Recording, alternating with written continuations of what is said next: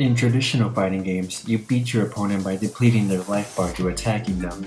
In Marvel vs. Capcom 3, you play as 3 characters with 3 separate life bars. When you empty one character's life bar, the next character in their lineup is forced in. Do this 3 times, and you win the match. Usually. It can't control it! But what if, for whatever reason, you want to force in a character at any time? That's when you use a move called a snapback. By inputting a quarter circle forward motion plus an assist button, the screen turns black and you perform an attack that will switch in an opponent's character if you land it. The character that's forced in depends on the assist button that you use to activate the snapback. It costs 1 bar of meter to use, deals 50,000 points of damage, and takes 2 frames to activate. Purposes of using the snapback mechanic includes shaving off a character's red health, which is gained back when they're not in battle. A decent wake-up option due to its extremely fast startup. Getting rid of troublesome anchors that make great use of level 3 X Factor, or just styling on your opponent. You seen the notification glitch that Marlon found? No. Oh, snap. Oh, wow. That was disrespectful. Disrespectful. That was disrespectful. That was ridiculous. He didn't need to do that. That was OD. And like this clip demonstrated, using a snapback on the last character will simply knock them back. You're able to cancel any normal into snapback as far as I'm aware. This includes command normals. You can also cancel a launcher into snapback by quickly using a tiger knee motion before jumping into the air. You can't, however, cancel a snapback into anything besides X Factor. A useful tool indeed that brings a number of quirks and oddities along with it. We'll be checking out 2 specific snapbacks in this video, and the first one without a doubt has the craziest range on theirs, and that one belongs to Ghost Rider.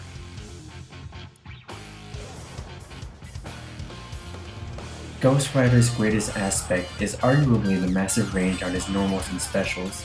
It's no surprise that his snapback has the farthest reach in the game, which takes up nearly 3/4 of the screen. Combine the reach with the 2-frame startup of snapback, and you have a really fast move with a lot of range. But why is this a thing? If you take a look at every snapback in the game, you'll notice that they're all existing moves from the character's moveset. Because of this, they're bound to share some properties. In Ghost Rider's case, his standing heavy attack is also his snapback, which shares a humongous range. And as for the speed, take a look at Deadpool's wild stance. As the screen turns black, everything freezes for just a moment. This allows the snapbacker to have the time to ready their attack. According to the official Prima guide for Ultimate Marvel vs. Capcom 3, Ghost Rider's standing heavy takes 15 frames to start up. But thanks to every snapback being 2 frames, Ghost Rider ditches 13 of his frames to bring out his chain. Marvel 3 runs at 60 frames per second, so Ghost Rider's snapback takes merely 1/30th of a second to come out. That's fast. Is there any use for this, however? Well, here's a scenario where I recorded Dormammu to perform his chaotic flame super, and set the computer to all guard for him to block everything after he finishes his super. Now, from this distance, Ghost Rider isn't able to punish by dashing up and using his stand heavy, but by using his snapback instead, he can do this.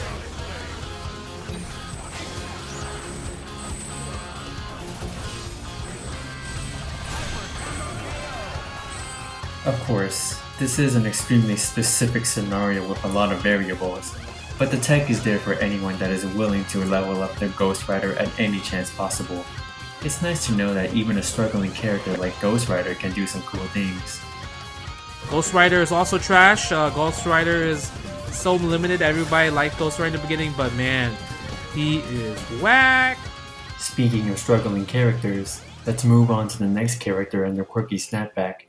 And that character is Tron Bonne. Like Ghost Rider's, Tron's snapback is taken from her standing heavy. The start of her snapback is nothing special, but it's the end that sets her snapback from the rest. Like I said earlier, some snapbacks are bound to share properties with the normals that they use. Since Tron's standing heavy is active for a whole 30 frames, so is her snapbacks. In a way, this actually hurts Tron's mix-up game. A snapback with low end lag such as Iron Man's will allow him enough time to create a more potent mix-up. Tron's, on the other hand, takes a longer time to finish, therefore restricting her incoming mix-ups. It's more beneficial to have Tron's snapback land on the last active frame to have a larger selection of mix-up options. I had Virgil mash Helmbreaker on incoming to demonstrate how more time could benefit a character's setup. The less time you have, the more likely that things will end terribly for you.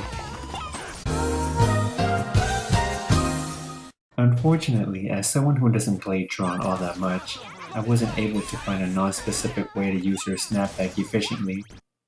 Oh, who am I kidding? If you're playing Tron, you're gonna kill someone in one hit anyway. No wonky snapback necessary. Well, that just about does it for character-specific snapbacks, but there is one more thing I'd like to talk about that shows just how wild of a game Marvel 3 is.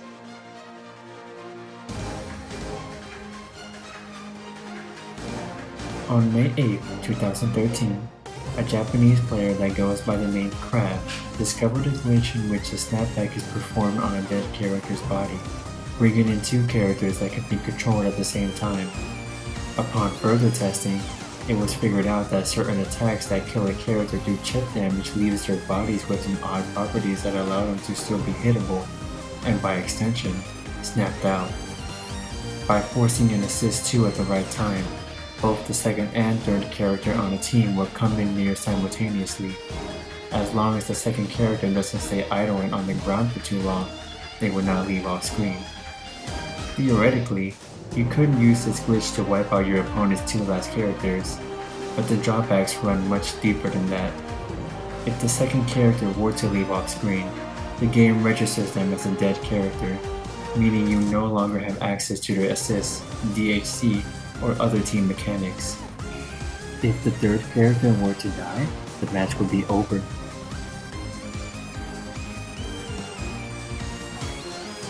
At first, Nova was the only character capable of doing this glitch, but as more testing was done, other characters could perform this glitch as well. The exploration of this strange discovery would soon end abruptly, as within a few short hours, EVO had announced that the dead body glitch would be banned at their tournament later that year, a rule that was later implemented into future majors to come. Not the first time that a glitch was banned, but it gives a look at just what kind of unlimited wildness a gem like Marvel 3 has to offer. Thanks for watching.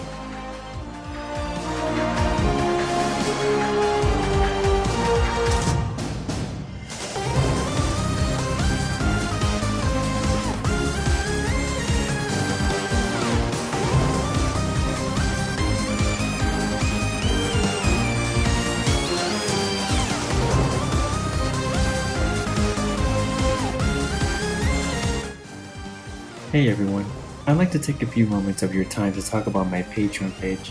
Joining isn't necessary, but greatly appreciated, and your contribution will go towards any and all editing of my future videos.